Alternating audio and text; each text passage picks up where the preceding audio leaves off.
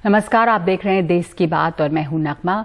सबसे पहले बात महाराष्ट्र की, जहां पर कई जिलों में हालात खराब हैं। महाराष्ट्र के 9 जिले बाढ़ से बुरी तरह से प्रभावित हैं और कई इलाके अब भी पानी में डूबे हुए हैं। कोल्हापुर से लेकर सांगली तक के लोग परेशान हैं। फसलें नष्ट हो गई हैं, सड़कें पानी में डूबी हुई हैं और लोगों को जान बचाने के लिए सुरक्षित जगहों पर भागना पड़ा है। कई जगहों पर पानी कम हो रहा है, लेकिन इसे पूरी तरह से घटने में वक्त लगेगा और तब तक जल जमाव से लोगों में काफी परेशानी है, कई तरह की मुसीबतें हैं। राहत विभाग की तरफ से जारी आंकड़ों से अंदाज लग सकता है कि हालात कितने बुरे हैं। 2,29,000 लोगों को अब तक सुरक्षित जगहों पर पहुंचाया गया है। 164 लोगों की मौत की खबर है। 25,564 जानवरों की जान गई है। 56 लोग जख्मी हुए हैं और 100 लापता हैं। 1028 गांवों पर बाढ़ का असर हुआ है।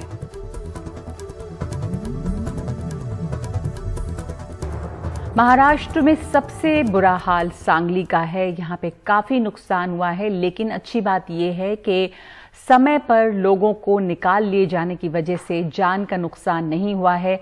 सबसे पहले देखिए ये रिपोर्ट। सांगली जाने वाली सभी सड़कें बंद हैं। घर डूबे हैं, पुल डूबे हैं। सांगली और आसपास के इलाकों में जमीन बाढ़ के उत्पात मचाते पानी में छिप गई है। भिलेवाड़ी लून बाढ़ के सबसे बुरे असर वाले इलाकों में से एक है, जहां 10 फुट तक पानी है। 4 दिन के बाद भी सांगली में आज यही स्थिति है। बाढ़ के कारण आप देख सकते हैं जो रास्ता सांगली की तरफ जाता है वो पूरी तरीके से पानी के नीचे है। सामने आपको कृष्णा नदी दिखाई देती है, जिसके ऊपर एक ब्रिज बनाया गया, लेकिन इस वक्त ब्रिज बिल्कुल नहीं दिखाई दे रहे क्योंकि पानी यहाँ पे बहुत ज़्यादा है। और यही कारण है कि सांगली में लोगों के घर में से और रास्ते के ऊपर से पानी उतरना अभी भी बाकी है। 3 दिन से ये पानी है, आज 4था दिन है। कल से पानी थोड़ा थोड़ा उतर रहा है, लेकिन 60 फीट तक वो भिलवड़ी पातळी थी। अब ब्रिज पर 10 फुट तक पानी है। जानवरों को सुरक्षित जगहों पर ले जाया गया है। 32,000 जानवरों को एनिमल शेल्टरों में पहुंचाया गया है। इन इलाकों के लोग अब भी राहत शिविरों में रह रहे हैं, लेकिन उन्होंने अपने घरों की साफ सफाई का काम शुरू कर दिया है। सांगली के तकरीबन 100 गांव पानी में डूबे हैं, इसलिए 2 लाख लोग राहत शिविरों में रह रहे हैं। सांगली के पालक मंत्री जयंत पाटिल, मंत्री विश्वजीत कदम और उप मुख्यमंत्री अजीत पवार नाव में बैठकर हालात का जायजा लेने के लिए गए।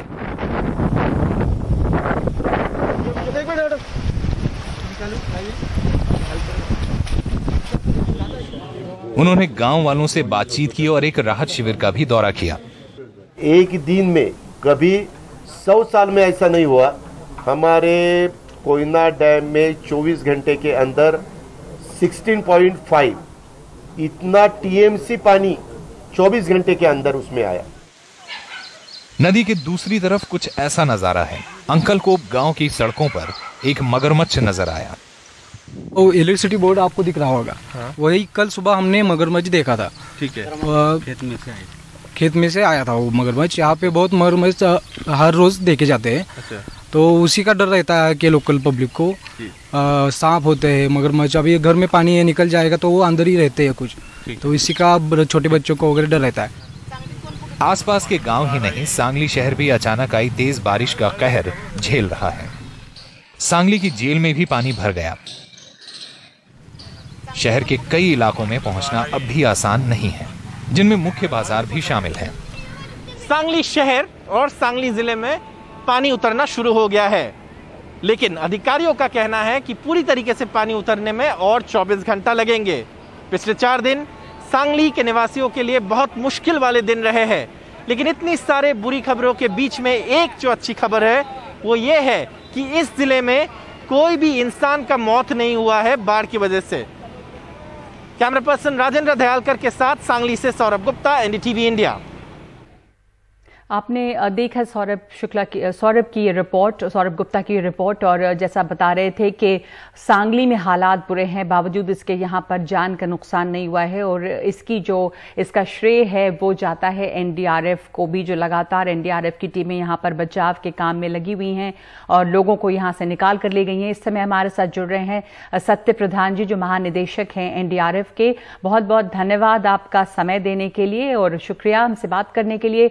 आपसे ये जानना चाहते हैं सत्य प्रधान जी कि इस वक्त जो राहत और बचाव का काम चल रहा है, इस समय उसकी क्या स्थिति है? अब देखिए नगमा जी, जो स्थिति है वो थोड़ी सी अपेक्षाकृत बेहतर कही जा सकती है, क्योंकि बारिश बंद है पिछले 2 दिनों से, तो इसलिए ऑपरेशन करने में थोड़ी सी अपेक्षाकृत आसानी जरूर हुई है।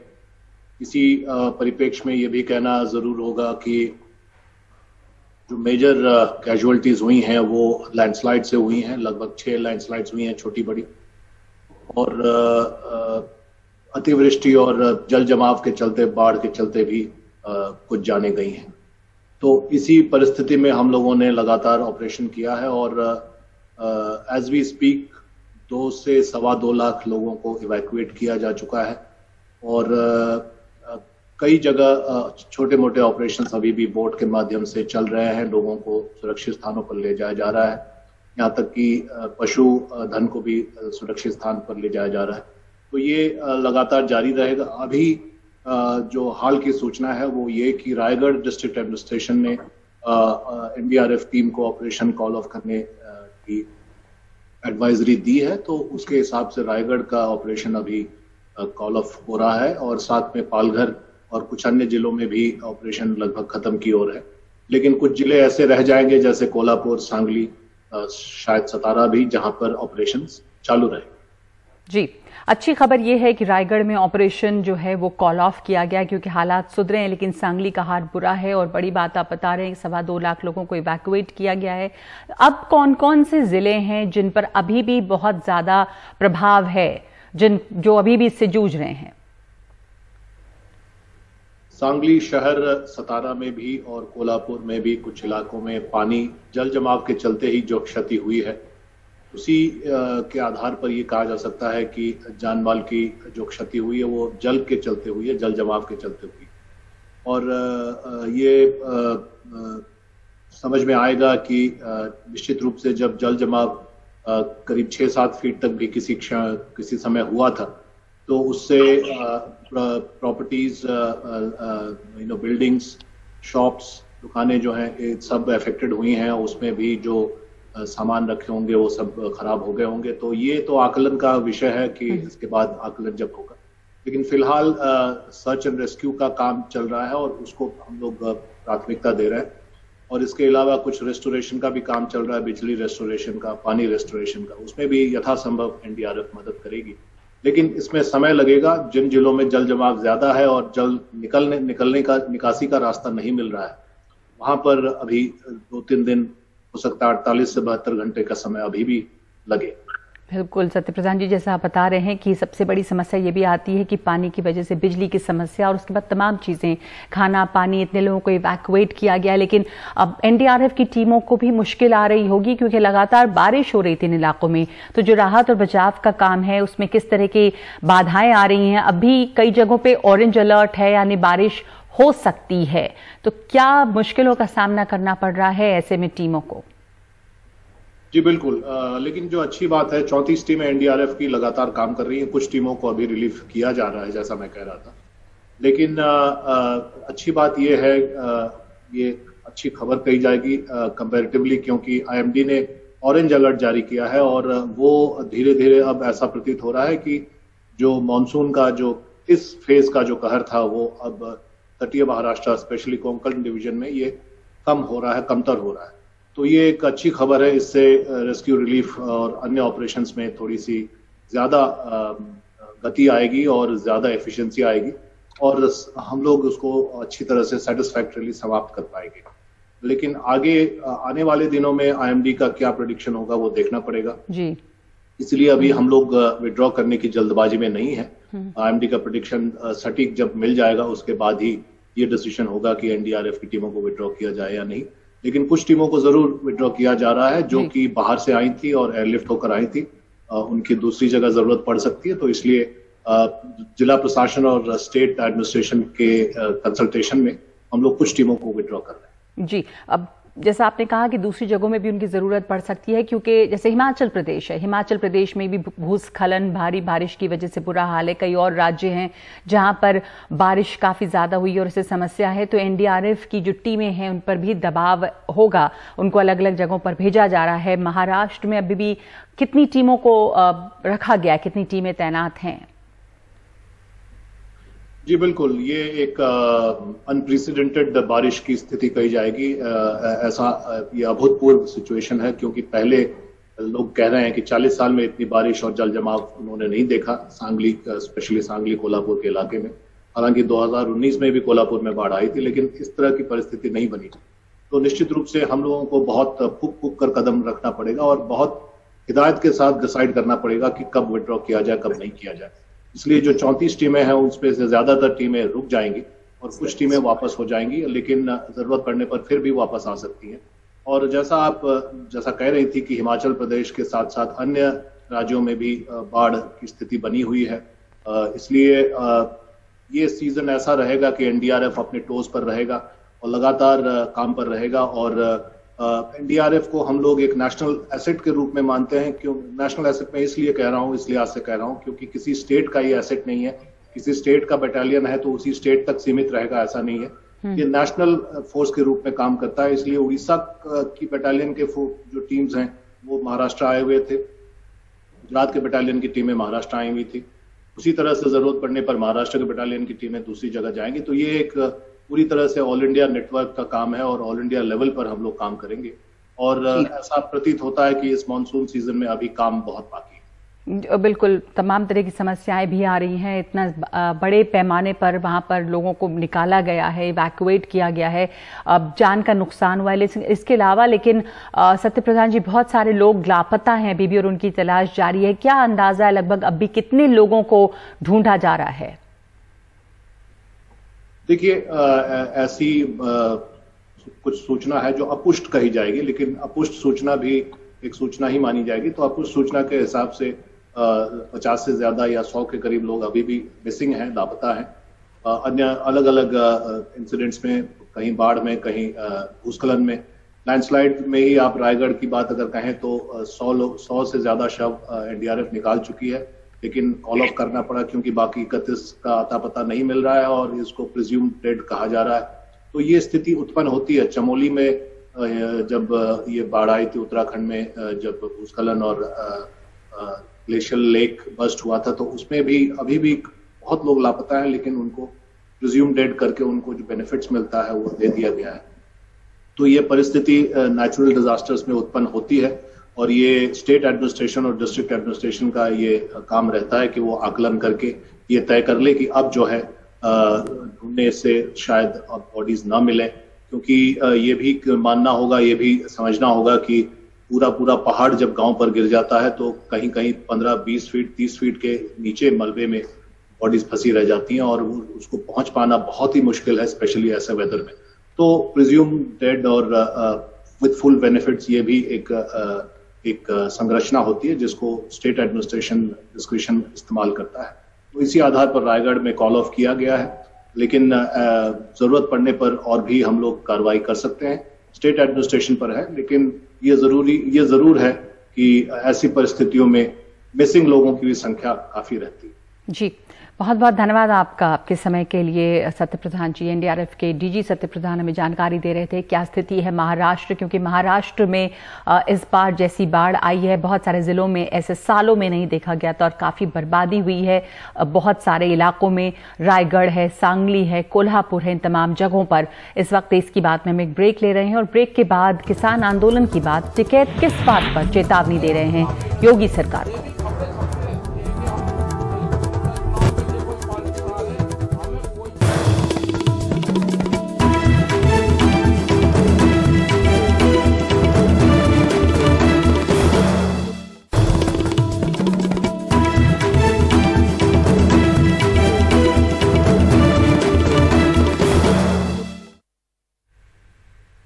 और ट्रैक्टर से संसद पहुंचने के मामले में हिरासत में लिए गए कांग्रेस के मीडिया प्रभारी रणदीप सिंह सुरजेवाला समेत सभी 10 नेताओं को पुलिस ने अब रिहा कर दिया है। इन नेताओं पर कानूनी कार्रवाई को लेकर पुलिस विचार करेगी।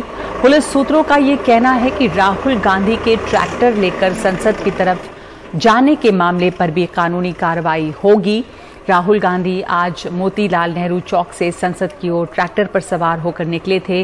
राहुल गांधी ट्रैक्टर खुद चला रहे थे और उनके साथ कई कांग्रेस सांसद और नेता ट्रैक्टर पर सवार रहे, जिसमें रणदीप सुरजेवाला भी थे।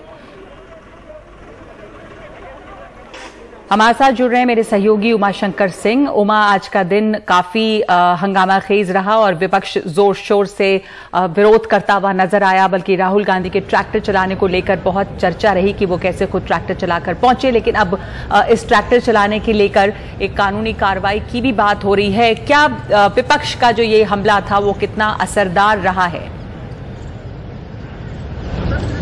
जी देखिए, सरकार की तरफ से बयान जारी कर ये कहा गया है कि ये एक फोटो ऑफ था, लेकिन सबसे बड़ा सवाल ये है कि ये पहली बार नहीं है जब कोई ट्रैक्टर लेकर संसद भवन की तरफ कूच किया हो।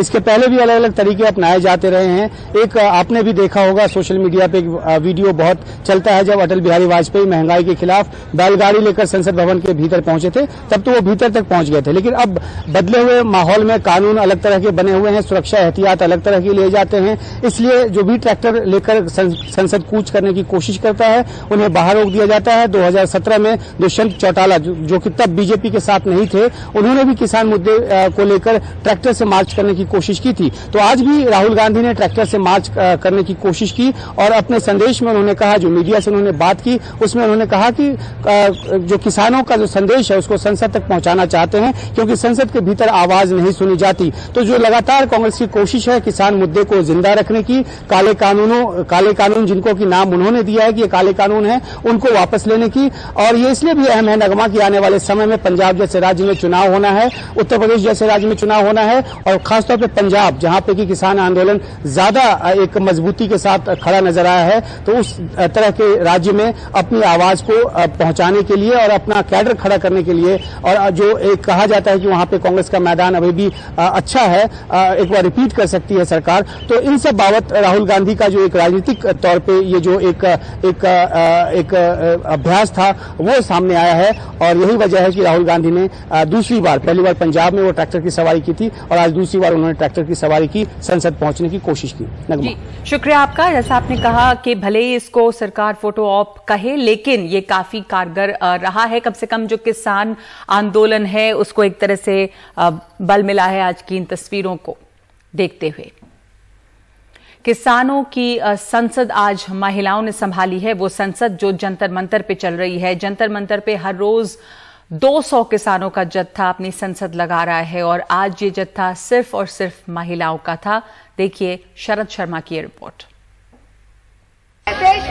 दिल्ली के जंतर मंतर पर सोमवार का दिन 100% महिलाओं के नाम रहा। 200 महिला किसानों ने सोमवार को विशेष संसद चलाई और कृषि कानूनों को लेकर मोदी सरकार पर जमकर हमला बोला। असली संसद में जैसे सांसद सरकार से सवाल पूछते हैं, वैसे ही इस प्रतीकात्मक संसद में भी पूछे गए। मेरा स्पीकर महोदय से क्वेश्चन है और कृषि मंत्री जी से भी। जब कोरोना काल था सारी दुनिया इतनी परेशान थी, तो कौन सी इतनी जल्दी थी कि उस टाइम पे ये तीनों बिल पास कर दिया आपने। और जब किसान उस कोरोना से भी जूझ रहा था और अपनी खेती में भी काम कर रहा था, उसके सिर पर बनती है। तो प्रतीकात्मक रूप से अपने बीच से ही बनाई गई कृषि मंत्री ने भी ऐसे जवाब दिए। मैं आप लोगों की कृषि मंत्री हूँ और मैं महसूस करती हूँ कि जो भी यहाँ बहुत तीखे सवाल किए गए हैं वो सही हैं। आपके खर्चे जितने सही हैं उतने मेरे भी सही हैं। मेरा भी ये ऐतिहासिक सवाल है कि ये लोगों को मारने के लिए कानून है और कॉर्पोरेट्स के फायदे के लिए कानून है। महिला किसान संसद में 46 साल की रमेश अंतिल भी आई। सोनीपत जिले के मुकीनपुर गांव की रमेश अंतिल आंदोलन में शुरू से जुड़ी हुई हैं। 3 फरवरी को सिंगू बॉर्डर पर आंदोलन के दौरान ही उन्होंने अपने पति को खो दिया, लेकिन जज्बा बरकरार है। 3 फरवरी को मेरे पति शहीद हुए, फिर भी मेरी सास ने ये कहा कि जमीन और जमीर अपनी बचानी है बेटा, मान और सम्मान के साथ। अपने काले कानून रद्द करा के आने हैं। अगर मेरी बेटी होगी तो उन्होंने मेरी बहू नहीं मान रखा, मैंने अपनी बेटी मान रखा उन्होंने मेरे को। ये बच्चा अपनी मां के साथ पंजाब के बरनाला से जंतर मंतर पहुंचा। खेती के कानून के बारे में किसने बताया? कृषि कानून के बारे में आपको क्या बताया है? खेती में हमारी बचत कम होती है, किसान खुदकुशी करते हैं, काले कानून और जब जो कानून और क्या बताया काले कानून के बारे में? जमाखोरी का कानून है, इसका काले कानून है। और जैसे हमारे मुल्क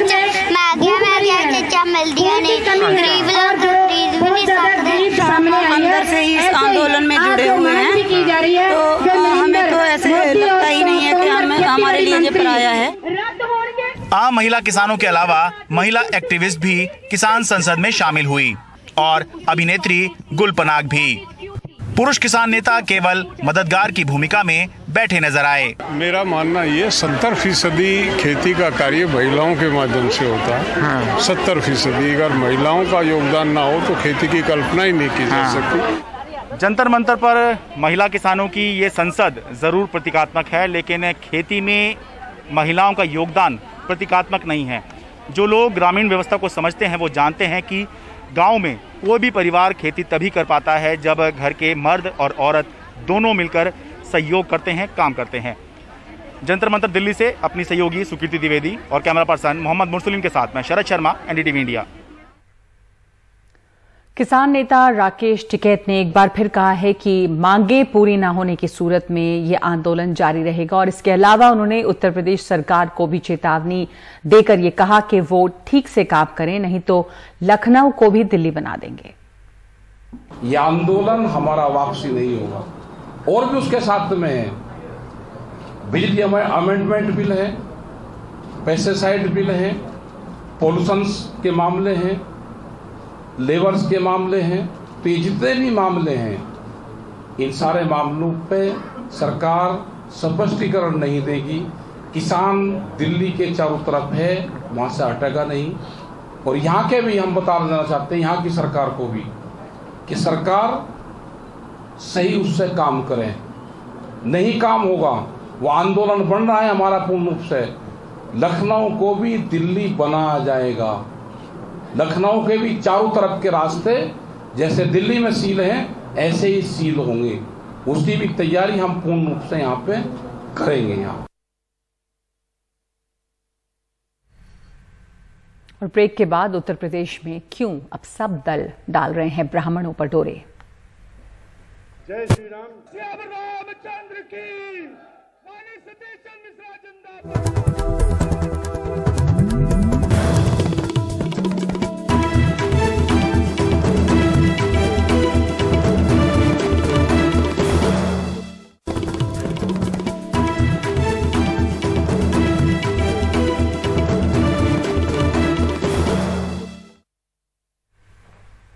और अब बात उत्तर प्रदेश की सियासत की। यूपी में अब ब्राह्मण राजनीति जोरों पर है।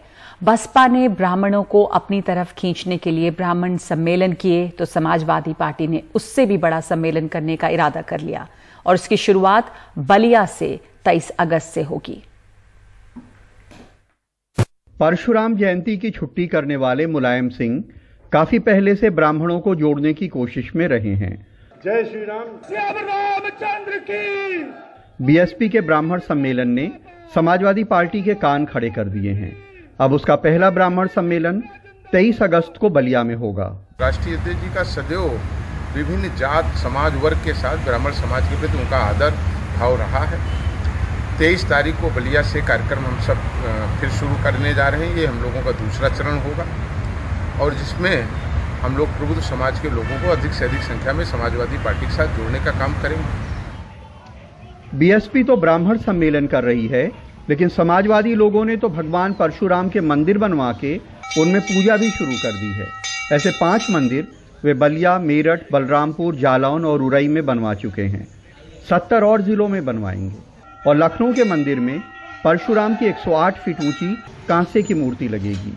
उनके हमने 108 फीट की दुनिया की जो सबसे बड़ी, सबसे भव्य, सबसे सुंदर, सबसे विशालकाय, एक अद्वितीय अप्रतिम मूर्ति, एक अद्भुत प्रतिमा, एक अद्भुत स्वरूप की हम लोगों ने परिकल्पना की है और उस स्वरूप को हम लोग स्थापित करना चाहते हैं।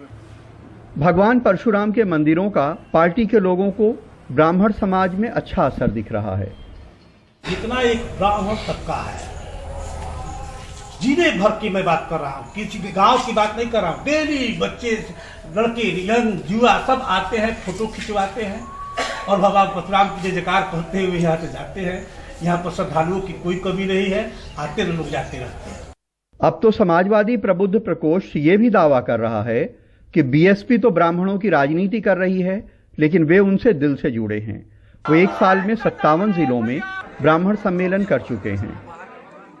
आज वो लोग सम्मेलन कर रहे हैं जिनको राजनीतिक रूप से केवल वोट की राजनीति करनी है। समाजवादी प्रबुद्ध सभा के बैनर के नीचे लगातार 2011 से समाजवादी पार्टी ब्राह्मण समाज को जोड़ने का काम कर रही है। 2022 में पूर्ण बहुमत की सरकार बनेगी। बीएसपी ने अपने ब्राह्मण सम्मेलन की शुरुआत अयोध्या से की है। उसके ठीक अगले दिन बीजेपी अध्यक्ष स्वतंत्र देव सिंह ने गुरु पूर्णिमा पे ब्राह्मण साधु संतों के चरण धोके उनसे आशीर्वाद लिया। यूपी में 11% ब्राह्मण वोट है, जो अपने तादाद के लिहाज से भी अहमियत रखता है और अपना माहौल बनाने के लिहाज से भी। जाहिर है कि चुनाव आए हैं, एक एक वोट की अहमियत है, लिहाजा ये चुनाव तक चलता रहेगा। बलिया में करुणा सिंधु, लखनऊ में कैमरामैन राजेश गुप्ता के साथ कमाल खान, एनडीटीवी इंडिया।